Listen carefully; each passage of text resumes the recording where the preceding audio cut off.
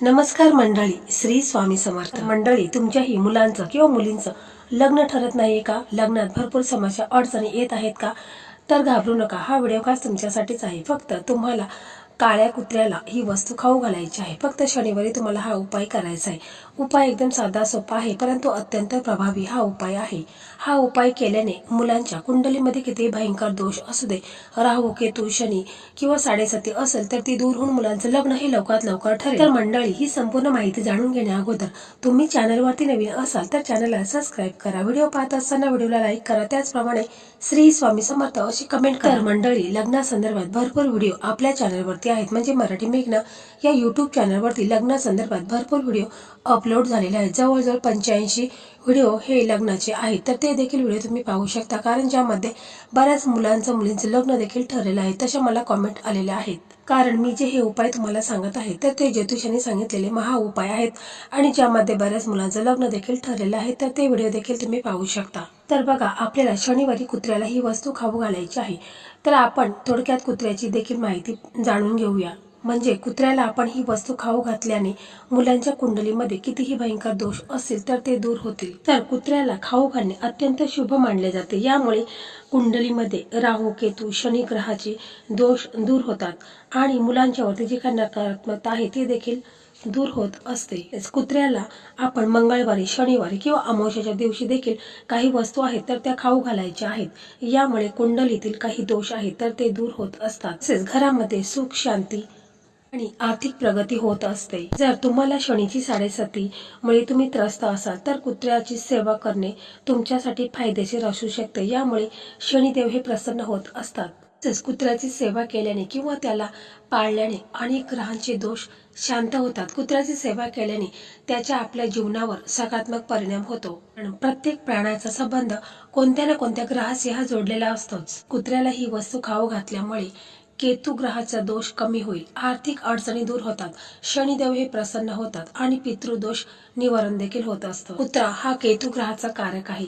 त्याला खाऊ घातल्याने राहू केतूचे अशुभ परिणाम कमी होत असतात.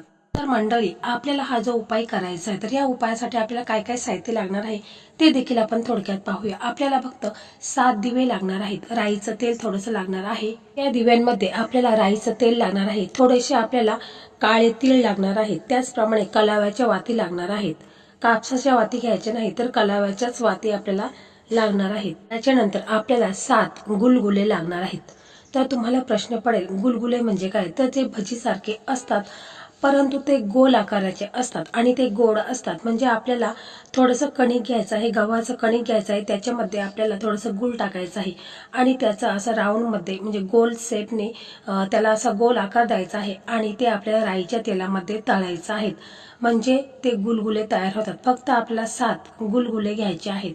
तर पहा, हा उपाय कोणी करावा? तर हा उपाय मुलांनी स्वतः केला तर अतिशय उत्तम आहे. कारण मुलांच्या लग्नासाठीच आपण हा उपाय करत असतो, तर मुलांनी केला तर अतिशय उत्तम. परंतु मुलांना वेळ नसेल, आपण पाहत असतो मुलं जॉब निमित्ताने, व्यवसाय निमित्ताने काही कारणास्तव बाहेर राहत असतात. त्यामुळे घरातील व्यक्तींनी केलं तरी चालेल. मुलाचे आई वडील असतील, भाऊ असेल, बहीण असेल, वहिनी असेल, त्यांनी केलं तरी देखील चालेल. तर हा उपाय आपल्याला शनिवारी करायचा आहे. म्हणजे आपल्याला 5 शनिवारी हा उपाय करायचा आहे.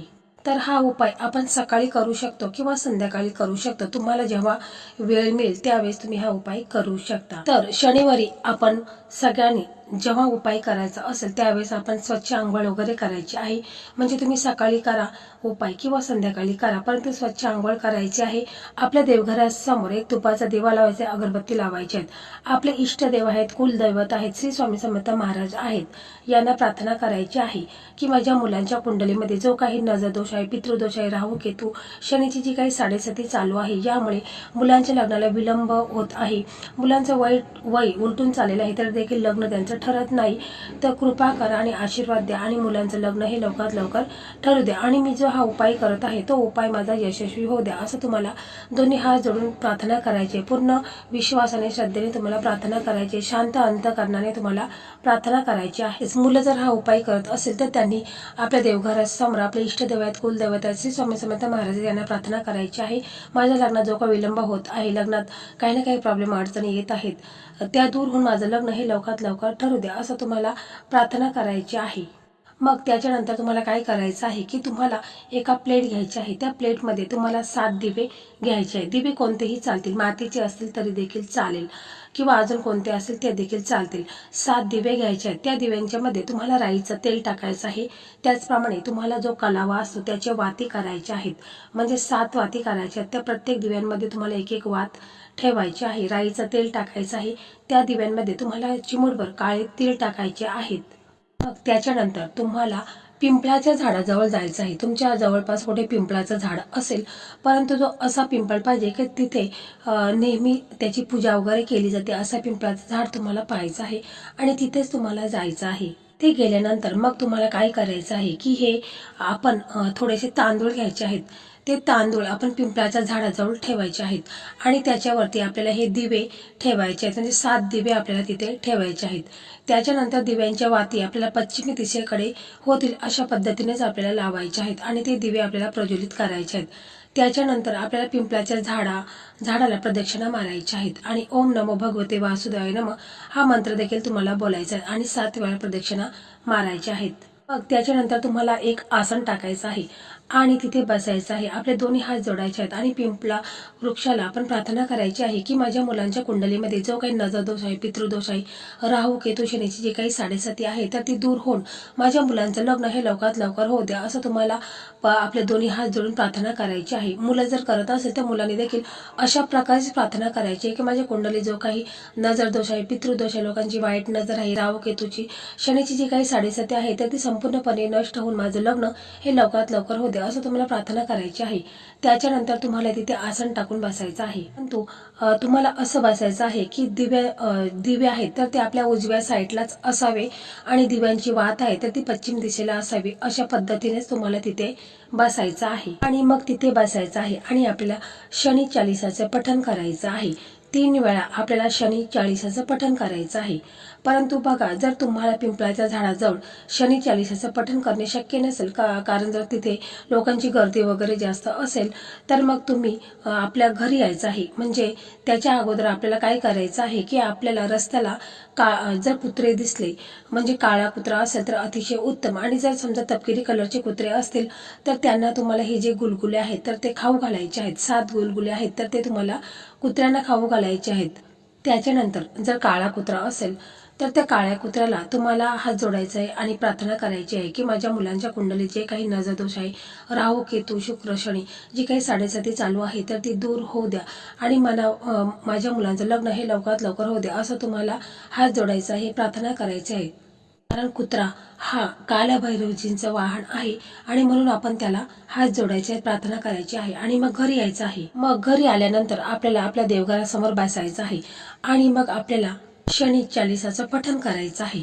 जर तुम्हाला पठण करणे शक्य नसेल तर मग तुम्ही काय करायचं आहे की मोबाईलवरती लावून द्यायचं आहे आणि श्रवण केलं तरी देखील चालेल. परंतु आपल्याला 3 वेळा शनी चालीसाचं पठण करायचं आहे किंवा श्रवण करायचं आहे. पूर्ण विश्वासाने श्रद्धेने तुम्हाला शनी चालीसाचं पठण करायचं आहे.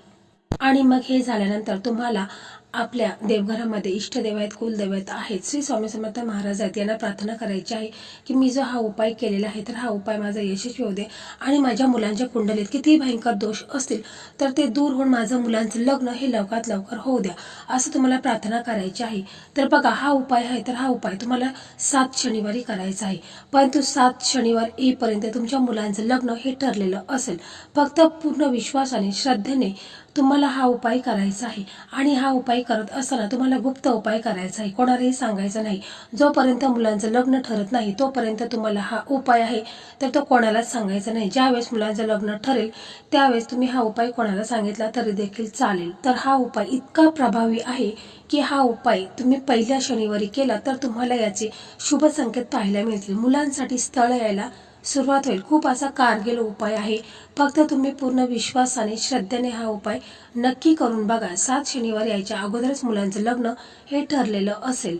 तर मंडळी, अशा प्रकारे आजचा हा व्हिडिओ होता. हा व्हिडिओ तुम्हाला कसा वाटला कमेंटमध्ये नक्की सांगा. व्हिडिओ आवडला तर इतर तुमचे मित्र मैत्रिणी असतील ज्यांचं लग्न ठरत नाही त्यांना देखील शेअर करा. श्री स्वामी समर्थ. जय जय स्वामी समर्थ. आणि लवकरात लवकर तुमच्याही मुलांचं, मुलीचं, भावाचं, बहिणीचं लग्न हे लवकरात लवकर ठरो, एवढेच मी स्वामींना प्रार्थना करते.